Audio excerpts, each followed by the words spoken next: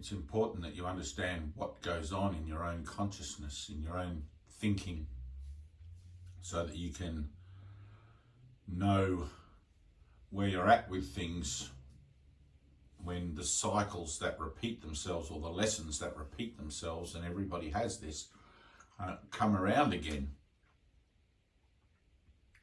It doesn't have to take incredible amounts of suffering before you begin to make the decision to learn how to make better choices. So what happens is, as a human being, you are confronted by everything in the world. You believe you're a body, and everything seems out to assail you and take advantage of you and use you and persecute you and ridicule you and all of these things, and justify your defenses. Now, your defenses are not against the world. The world is symbolic for what's really going on, which is defense against God, defense against the light.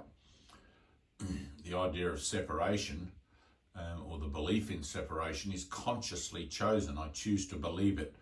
And that separation, therefore, necessitates the ignorance of its own condition.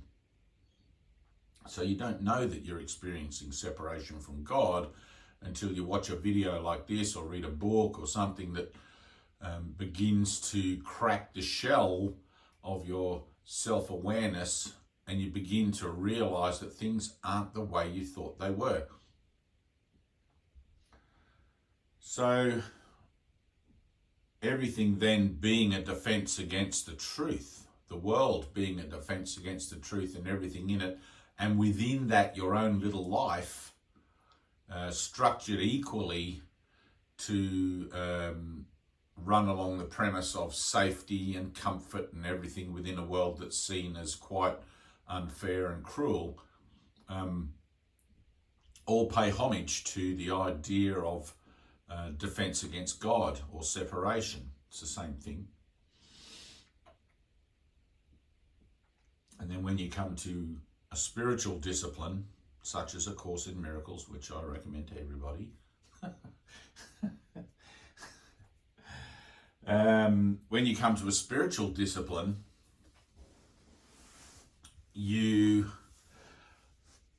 most people, I'll just blanket it for a second, it may not be necessarily true, but I'll try and present it this way. Most people perhaps come to a spiritual way of life because they're sick and tired of themselves. They're sick and tired of their life. They're sick and tired of the meaninglessness and the emptiness and the pointlessness of life. Right? There's very few people who come to a spiritual pathway because they've consciously chosen it as an alternative to what is normally presented as the offering of life. Unless you, like Osho, unless you reached enlightenment at like the age of 6 or something, as I believe, or 3 or something. Initially, what has to happen is you go through a series of psychological shocks. So if you're using the workbook lessons of A Course in Miracles, lesson 1, nothing I see means anything. I mean, really, if you could really truly hear that, if that could get in past the mind fog on the deepest level, you probably wouldn't need any other lessons. That would be shock enough. But when you read it, it's like, what does that mean? What do you mean nothing I see means anything? My kids mean something, and my world means something, and blah, blah, blah. The defenses are active, right? You're not letting it in. Occasionally I've met people that say they opened up the book and it terrified them, and I always get excited in those cases. You know, it's like it was met with extreme terror. And I guess in those cases you're not really ready for what the book is offering. You're not really had enough of the world, and you probably still think the world's wonderful and there's plenty of hope and joy and everything in it. And that's fine. If that's you, go out and be about that until you realise that that's not really the case. That may take you a few lifetimes. But when you do come to the world, come to a spiritual pathway, because you're fed up with it, fed up with the world and everything, you may not necessarily have reached your maximum potential for suffering. But it's like the Buddha said, you don't have to wait until the seed of suffering has grown intolerable and you can't take it anymore to begin to choose happiness, choose to be happy. You can simply begin to choose to be happy straight away. But because the mind is circumscribed by false beliefs about itself, it's like imprisoned in this encasement of like concrete ideas that seem very difficult to shake. And you might think, how the hell do I break free of all my past conditioning and all of this sort of stuff? Well, there has to be like this ongoing series of psychological shocks to the system, like radical moments of forgiveness, radical moments of self-confrontation. And if you're someone who lives in a comfortable environment, in a safety zone, in a comfort zone, and you've got everything set up so you don't need to struggle, you're going to find that incredibly difficult, right? I'm not saying it's impossible, because you're entitled to miracles, right? Lesson 77, I'm entitled to miracles, but it is going to be difficult, in which case you're going to need somebody or something as a catalyst to help you crack that shell, those concrete ideas, and let the light in there so that you can begin to see not only what you've been doing to yourself by making such defensive decisions your whole life, but begin to see also how it is that you can begin to shrug that all off. And it is as simple as that. It is as simple as making a decision to just shrug it off and let it go, like a backpack full of rocks. It's like I've been carrying this shit around for years. I'm just going to dump it, right? But because you're a liar and the son of a liar, it's like most people only dump the stuff they don't like out of their backpack, and they try to keep something that's, reflects the nicer side of their lives. Well, you can't do that either, because the whole deal is put down the whole backpack. All right, you can't take any souvenirs with you. You have to return your mind to God as it was given to you, which is perfectly pure, perfectly sinless, perfectly free, perfectly limitless, all that sort of stuff. Jesus says in the Bible, why do you wash the outside of the cup and ignore the inside of the cup? You've got to wash the inside of the cup, right? Which means you've got to do the internal work. You have to be willing to allow the Holy Spirit to scrutinize and go through the healing process with the entirety of your thought system, not just the bits you don't like, not just the bits you think are dragging you down, because you don't really remember what's dragging you down. The things that seem to show up in your life today that are annoying you, more than likely are the ongoing results of failed lesson learning from many years ago, that you wouldn't even remember making decisions about unless you had a crystal clear memory, like a savant or something. And there's not many of us like that, including me now. I was a little bit that way after my enlightenment, but that only lasted a year or two, that period. Psychic period, I guess you would call that. So having a series of shocks to the system, a series of self-confrontations with your limiting beliefs about yourself, which always involve the body as the central figure, right? Has to be an ongoing, necessarily ongoing action of mind, until you begin to see through that dense fog that the anti-action of mind, or the healing action of mind, the forgiving action of mind, is more beneficial to you as an ongoing strategy moving forward than just dealing now with whatever seems to be plaguing you in this moment. Right, so it's easy. It's like that old saying, if you give a man a fish, he'll eat for a day. If you teach him to fish, he'll eat for the rest of his life. So when you adopt a teacher or pick up the Course in Miracles book and start your own teaching process, it's a self-learning book and all of that sort of thing, what you're doing is staying deliberately within the frequency of a curriculum that is constantly going to be dislodging you from those old limiting beliefs about yourself as being a body in time and space doomed to die, etc. And it's necessary. I often mention that you don't want these occurrences or these shifts in your perception and in your consciousness to be something that you have one year and then 20 years down the track you have another one, because they won't be relatable in your mind to the conscious and spiritual discipline that you've made to transform your decision making in its totality as an across the board participative modality. Right? It's ongoing, it's always, it's never going to stop. It gets easier, but at the beginning it's usually quite confronting and can be scary, terrifying, whatever. And you're going to feel however you feel about it, whatever way. It doesn't really matter, and I'm not concerned about that at all. And in fact, if I can, I'll throw fuel on the fire and help to fan those flames. And I wouldn't say I enjoy doing that, but if somebody comes to you for help and you don't offer them as much help as you possibly can in that moment, then who are you letting down but yourself? You know, so, and I often have people say to me, well, what if somebody's not ready for this total teaching, whatever? That's not my problem. My problem is simply to deliver the message, simply to present the alternative, simply to point in the right direction. Whether someone's ready for it or not, man, who the hell is ever ready to hear that there is no world? How do you get ready for that? I don't think there's a curriculum for get ready. There's revelation readiness, which is what we're about through learning to become miracle-minded. So through our constant and ongoing acts of faith in each other and in the divine within each other, we begin to move out of our darkness and into light and prepare ourselves for that totality experience of the light that we are, which has nothing to do with our body or the world, etc., etc.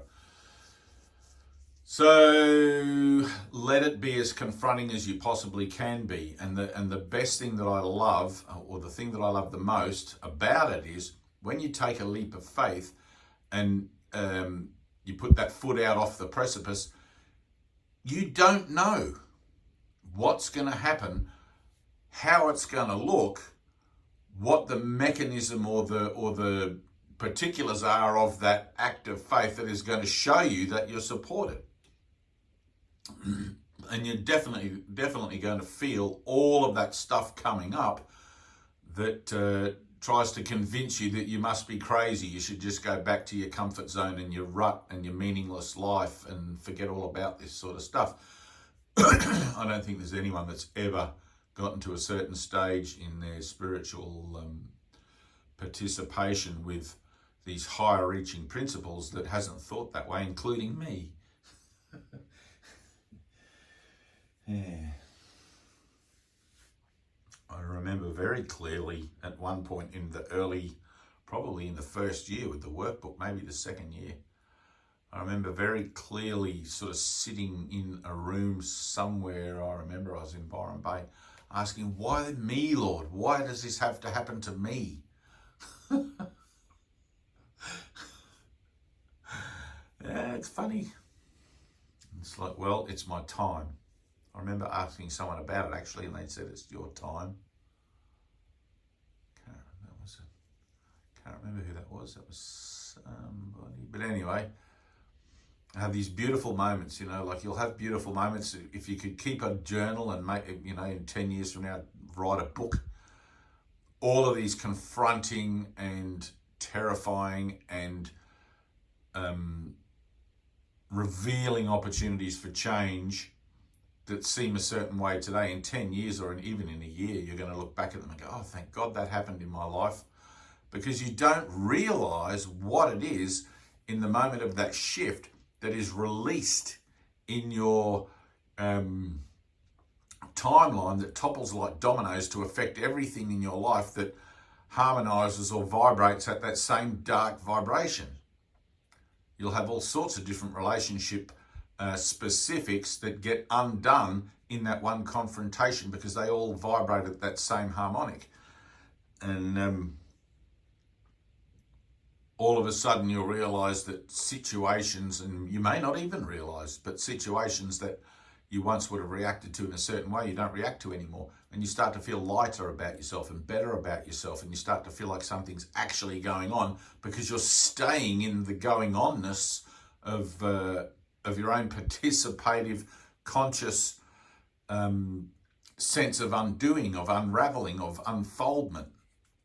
And you're seeing it happen again and again and again and again. And it's like this bam, bam, bam, bam, constant confrontation.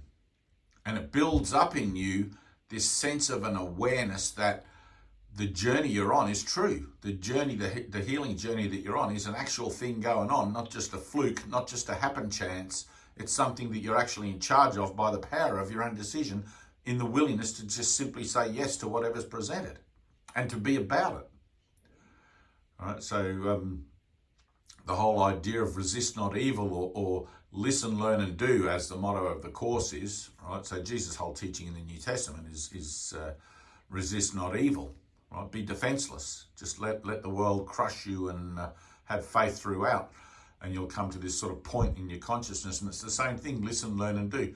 Listen to my voice, learn to undo error, and do something to correct it. Right now, whether you're a 12-step person or a Course in Miracles person or a bridge program person or whatever, all spiritual recovery programs, there is a doing component. Right? Jesus says in the Course, I want you to think of yourself as a crusader, because this is the last crusade. Atonement is the last crusade. And the motto of the crusade is listen, learn and do. Not just once, but in an ongoing surrendering, in an ongoing collapse, in an ongoing release of not only the past and future files of a false association of self that you've been playing out since time began, but in a sense where aside from that, but related to it, is this moving forward participation in how do you even describe it? In a ongoing, unfurling, revelatory kind of expose on the direction of your soul journey. And I hope that makes sense. I don't know if I did a good job of putting that out, but it's like you're releasing yourself from the world, and at the same time, you're beginning to remember what it is that you were about and what it is that you're supposed to be participating in before your wheels got bogged here in time and space and you actually began to think that this was your destination, this is where you're meant to be, going around again and again, lifetime after lifetime. It's not. This is not your home. This world is not your home. You're not from here. You're an eternal being of light, and we're all moving on together in the journey of the soul, up Jacob's ladder, level after level, dimension after dimension. My Father's house has many mansions, through all those mansions to the spheres, through the spheres into the eternity. And the spheres and the dimensions are sort of hand in hand, but I don't have a way to talk about it. There's some things you just can't put into words. I wish I could figure it out how to, but no one would understand, except anyone else who's had the similar experience. Maybe we can come up with a small edition dictionary for words that describe out of time experiences. You'd have words in there like whoosh and bazinga.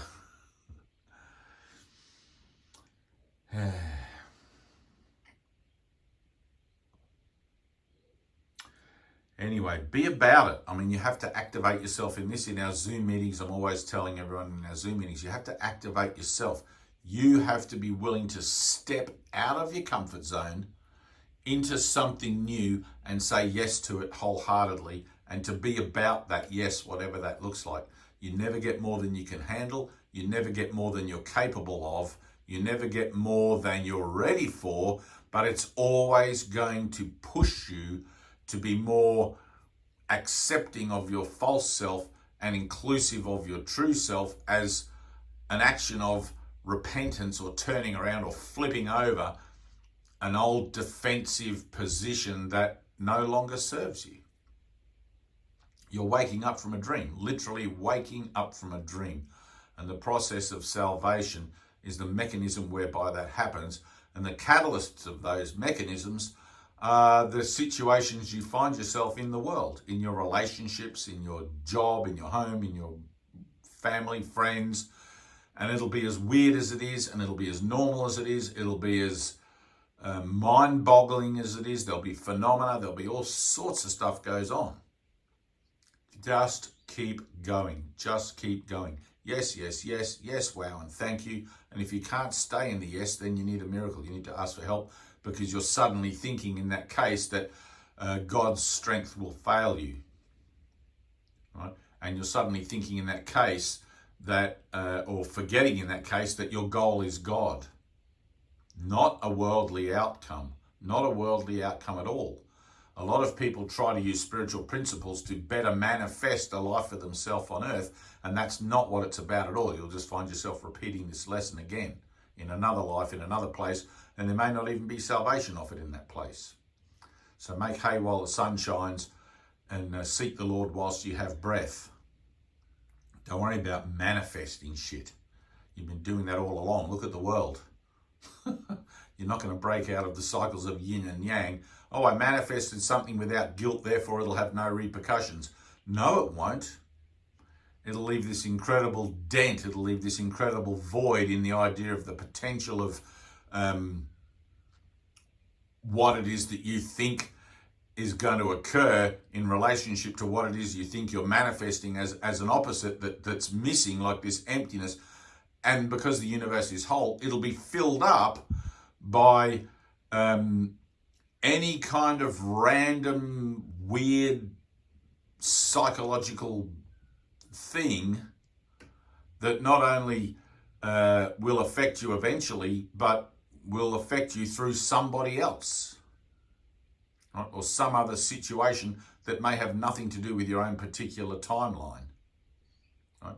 You can't escape your own mind. You take your mind with you wherever you go.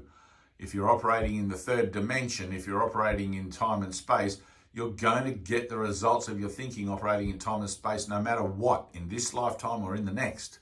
It doesn't matter. All right? Cause and effect is true. You can call it karma if you like. It's a true thing. People think they can negate their karma through making actions of self-gratification, whatever, without attachment. That's simply not true. The only action that you'll be making here in time and space as a true action of mind is deferral of all your temporal associations to a higher level of authority, a higher realm of authority, the Holy Spirit, so that you can be freed of karma, freed of the effects of your own thinking that way, which at the same time releases you from the feeling like you need to manifest anything, because you automatically come under the auspices of grace, where all your needs, wants, and desires are fulfilled by grace as a matter of learning to come closer to God and learning of the nature of God's will in your own life, which is completely fulfilling. You won't want to manifest anything. In fact, the idea that you would manifest something is going to take you out of that, and it's going to become intolerable to you.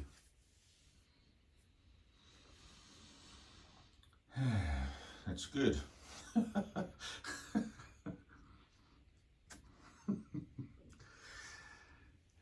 Manifestors been manifesting all along. What's it got you? 6-foot hole in a pine box. You need to begin to have experiences outside of the physical realm, outside of the body. At least 1. 2 would be better. 3 would be even better. Just bang, bang, bang. Simply letting go. Here I am, Lord. I'm going to let go. Fuck this world. I'm done with it. I can't take any more. The world I see holds nothing that I want. Here I am. And you reach that point in your consciousness where you actually mean it. Where you actually say yes to the listen, learn, and do, and you actually do something. It doesn't matter what the doing is, but you do it. If the voice from the sky says, climb that mountain, you climb that mountain. If the voice from the sky, or the voice in your head that's the small, pardon me, the still small voice says, swim the ocean, you swim the ocean. If it says, go to the library, you go to the library. If it says, stand on the street corner and do a funny little dance, that's what you do, because you don't know what anything's for. And you've got to let it be as loose as that and as weird as that and as open as that. It can be anything. I've had so many profound experiences through simply letting go of what I think things ought to look like and following my own internal guidance, the voice of the heart, the voice of the spirit, no matter how crazy it might seem, no matter how out of my zone it might appear to be. You have to remember there's nothing really that's out of your zone, because your mind is everything. Everything you see is the result of your thinking. It's all your zone. And within it, you try to control a small portion and say, this is my life. These are the parameters. These are my defenses and boundaries and safety zones. And all of those things all just put you in jail, mental jail. If you knew that everything was a lesson that God would have you learn, you wouldn't want a boundary or a safety zone. You'd be like, fuck yeah, I don't like this, but let me learn the lesson because I can see that this is going to come around again until I deal with it. You know, and there's honesty required there. And since you've been a liar from the beginning, you're going to need a miracle to even have any kind of honesty about it. Everything leads you to total dependence on God. Total God dependency. Miracle mindedness. Everything is bloody miracle minded. Including this. All right, anyway, we're going to have, I think every Monday, which if you're in America, I think that's Sunday for you guys, we're going to have Zoom meetings for a little while. Tina and I were thinking of just having one every now and again, but the group that we've had recently are starting to get active, starting to get activated within themselves. And I mean, generally it takes a few months, you know, once somebody enters in, there's this kind of learning period where you feel like the new guy in the room, you don't know what, and you feel a little uncomfortable. Maybe it's all weird and freaking, maybe this is a cult, as somebody said to me this morning. Maybe this is this and maybe this is that. Just try to remember it's just your own mind. It's only your own thoughts that you're looking at ever. So we'll do that. We'll have some regular Zoom meetings for a little while. Anyone that's been to them before that wants to come back and do some more, that's fine. Anyone else that wants for the first time, that's fine. I mean, just contact Tina. She'll put all the links and everything down below for the messenger group, and you can join in that messenger group. I'm actually not in the messenger group by choice. I let Tina manage that and run it all. I don't know if they're keeping it clear of chat and questions and everything, because it used to be just a group so we could post notifications of the Zoom meetings without having those Zoom meetings be bumped up and up and up and up so you can't even see them, and just a lot of meaningless babble. But it's all meaningless. But contact Tina and she'll send you the link directly if you do want to join the Zoom meeting. It's cameras on. Right, total exposure, total vulnerability, total openness, total surrender. Cameras on, full participation. They usually go for a couple of hours.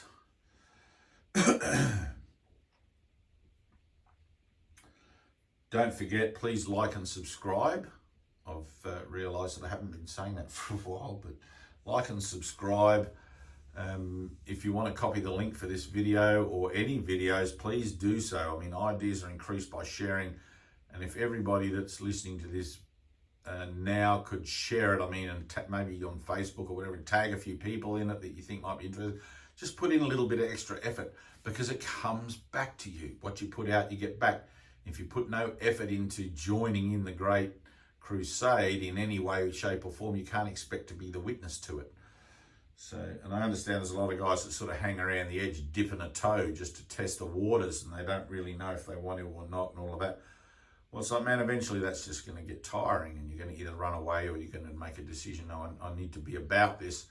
And it's like, well, eventually everybody must come to learn that there's a better way, and you're going to want to be about it. So may as well just make the decision. You know, I don't have a lot of breath to spend on people that aren't really making any kind of a commitment and I don't mean that to sound mean, but in the under the annexure of don't cast your pearls before swine, which Jesus put in the Bible, declared in the Bible, one of the parables, don't cast your pearls before swine, really don't waste your breath. I mean, if somebody's not really participating, doesn't really want this, it's not like a worldly endeavor, right? This is non-temporal, right? I don't care. I don't really give a damn. I don't give a shit, whatever the words you want to use, what your excuse is for not putting in your own full participation, whatever that is to you.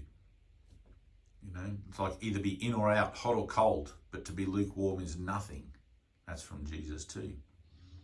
All right, so it's all or nothing. Like and subscribe,